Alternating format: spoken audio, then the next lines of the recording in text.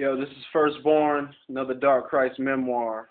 Last week I was teaching a class and one of the sisters had called in and she had said something. She was talking about, I don't know how we got on this topic, but she was talking about how males who are in a happily married,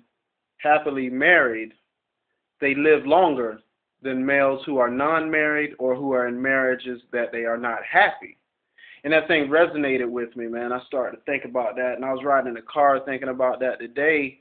And that night after she said that, this spark of light flashed in my head, and I started realizing why black males are such an endangered species across the planet.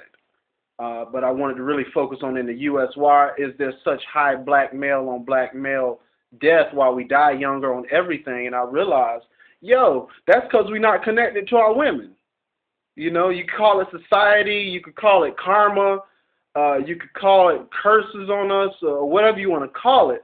But at the end of the day, the reason black males die is because we are not connected in a positive way to the women in our lives. And I realized that, and I just started thinking about how, you know, society has placed a lot of wrong images on women. One of them, I was telling my wife yesterday, I was like, one of the misconceptions that has existed for centuries is the misconception that women are weak and frail. And that's a lie. Because what that does is, in the male's eyes, it degrades women in the male's eyes. And after so much centuries of saying that, women have internalized that. And what's happening is, with that degraded effect in males' minds, we're not connected with them with respect. We're not nurturing them. We're not connected to our women to nurture ourselves, because, you know, that whole study about males living longer is showing you something. It's the woman that has the power. We think women are weak, but we make that assessment based only on the physical standards. Now, yes, a woman, they say, has 30 to 40% less muscle strength. But really, who cares? Because if it's like that physically, and the more I grow spiritually, I see that everything is really reverse. You have to learn how to think reverse.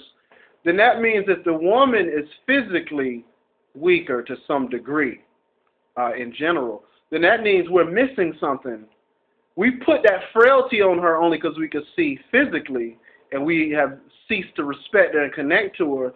But the real secret of the matter is that it's the woman who is strengthened and stronger than we are emotionally, intellectually, and is the source of power spiritually. Because you see that with that study with the males living longer, it's because they're connected to the feminine aspects of themselves through that marriage. And that's why mankind has been weak so long. We're only just now beginning to emerge out of these lies. Like I said, even women internalize that. Women believe they are unstable and frail and chaotic. But the truth of the matter is, for any male to grow spiritually, he begins to understand the need to connect to the feminine aspect of himself, to his subconscious, to his emotional side. I mean, symbolically, it's no accident that Barack Obama is surrounded by women. It kind of shows you something. All you need is one little figurehead male, but the tremendous strength and balance is coming from his two daughters and his wife. And I always say this for real, a black woman rules this country. He's just a figurehead to do speeches. That's real. But when a man grows spiritually, he learns how to connect to that side and submit to the power of that side in order to strengthen himself and to bring definition and purpose to her. So anyways, I just wanted to say that, man, you know, the reason males are so weak because we're not connecting to the feminine aspect of ourselves.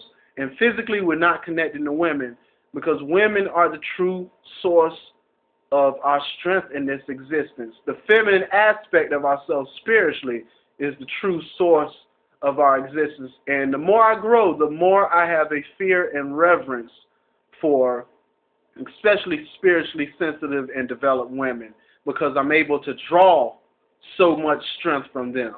So I just wanted to put that out there. Yo, that illusion is dying, and for anyone who's still under it, go ahead and crack up out of that egg, especially if you're a male, but especially if you're a woman too. Don't believe that. Understand that, you know, we were created to balance each other, but we really have to tap into each other's strengths and submit to, the purpose of who each other are. You know what I mean? So like I said, the Obama thing is probably my greatest example of how everything has been reversed. Everything's been reversed. And that whole aspect of women being weak is even being reversed by Michelle being in that place of true power. So anyways, this is just Firstborn, another Dark Christ memoir. Mahalo at y'all. Peace.